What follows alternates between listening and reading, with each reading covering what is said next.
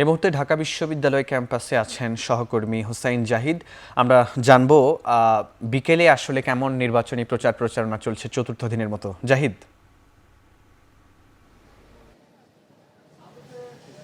ফরহাদ, গত শুক্রবারে আমরা দেখেছিলাম সে সময়ে প্রচারণা শুরু হয়নি।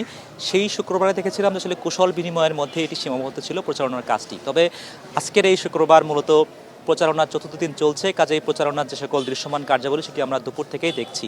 বিশেষ করে জুমার নামাজ পড়ার পর থেকেই বিভিন্ন প্যানেলে যারা প্রতিনিধি আছেন, যারা প্রার্থী আছেন, তারা ঢাকা বিশ্ববিদ্যালয়ের বিভিন্ন হলে, বিভিন্ন মসজিদ এলাকায় এবং যে সকল এলাকায় শিক্ষার্থীদের জনসমাগম ঘটে বেশি, সে সকল এলাকায় তারা আসলে লিফলেট নিয়ে যাচ্ছেন, তাদের ইশতেহার তুলে ধরছেন, তাদেরকে কনভিন্স করছেন তাদের প্যানেলে কিংবা সেই সকল প্রার্থীকে ভোট দেওয়ার জন্য। এবং এই মুহূর্তে আমরা অবস্থান করছি ঢাকা বিশ্ববিদ্যালয়ের যে মধুর ক্যান্টিন, এখানেও আমরা একাধিক প্রার্থীকে দেখেছি যারা আসলে সেই সাদা কালো লিফলেট নিয়ে একেবারে নিয়ম মেনেই তারা আসলে শিক্ষার্থীর হাতে লিফলেট তুলে দিচ্ছেন, ভোট চাইছেন, শুভকামনা চাইছেন। তবে তারও আগে মূলত জুম্মার নামাজের পরেই প্রার্থীরা তারা যখন প্রচারণা নেমেছিলেন, তারা গণমাধ্যমের কাছে বারবারই অভিযোগ করছিলেন যে আসলে লেভেল প্লেইং ফিল্ড আসলে কতটুকু নিশ্চিত করা হচ্ছে সে বিষয়ে নিয়ে। আমি যদি উল্লেখ করতে চাই, ছাত্রদলের পক্ষ থেকে বলা হয়েছে তারা সাইবার অ্যাটাকের শিকার হচ্ছেন।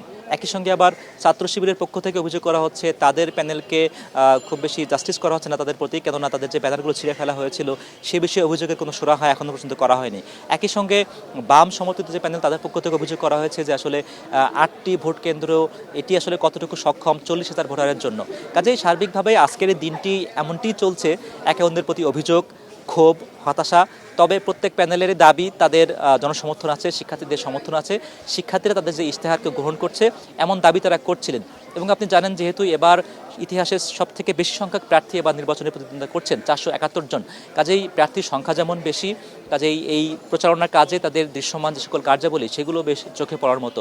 আমরা যদি তুলনা করতে চাই, বিশেষ করে 2019 সালে যেই প্রচারণা চলতো সেখানে কিন্তু কয়েকটি রাজনৈতিক দলের ছাত্র সংগঠনের আধিপত্য ছিল, কিন্তু এবার যেহেতু ফ্যাসিবাদ বিরোধী লড়াইয়ে যারা অংশ নিয়েছিলেন, কেউ হয়তো বা 9 দফার ঘোষণা করেছেন, কেউ হয়তো বা অনশনে বসেছিলেন, কেউ হয়তো বা হাতে হাত রেখে বলেছিলেন যে প্লিজ কেউ কাউকে ছেড়ে যায় না। কাজেই প্রত্যেক প্রার্থীরই একটি লম্বা ইতিহাস আছে ছাত্র রাজনীতির, এবং সেটিকেই তারা আসলে শিক্ষার্থীদের কাছে তুলে ধরছেন, তাদের ইতিবাচক দিকগুলোকে তুলে ধরে বলতে চাইছেন তারা অতীতে যেমন পাশে ছিল, হাতে হাত রেখে বলেছিল কেউ কাউকে ছেড়ে যায় না, ঠিক তেমনি তারা যদি নির্বাচনে জিততে পারেন তারা কেউ কাউকে ছেড়ে যাবেন না, এমন প্রত্যাশায় তারা করছেন, এমন আশ্বস্তও তারা করছেন। এবং সন্ধ্যা নাগাদ মূলত যে সকল প্রার্থীরা আছেন তারা আবারও বের হবেন, যেহেতু আজ শুক্রবার বিশ্ববিদ্যালয়ের স্বাভাবিক যে সকল শিক্ষা কার্যক্রম ইতিমধ্যেই আজকে যেহেতু সেগুলো অনুপস্থিত আছে, কাজেই প্রার্থীদের আসলে যে আনাগোনা সেটি মূলত আসলে মসজিদে নামাজের পরপরই সেটি চোখে পড়েছিল।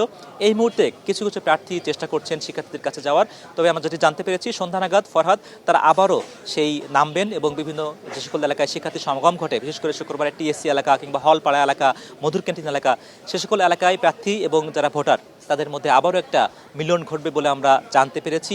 পরবর্তী বুলেটিনের চেষ্টা করব প্রচারণার খবর আরও জানাতে। আপাতত এই ছিল আমার কাছে সর্বশেষ। ফরহাদ। ঢাকা বিশ্ববিদ্যালয়ে ডাকসু নির্বাচনের সবশেষ তথ্য জানাচ্ছিলেন সহকর্মী হুসাইন জাহিদ।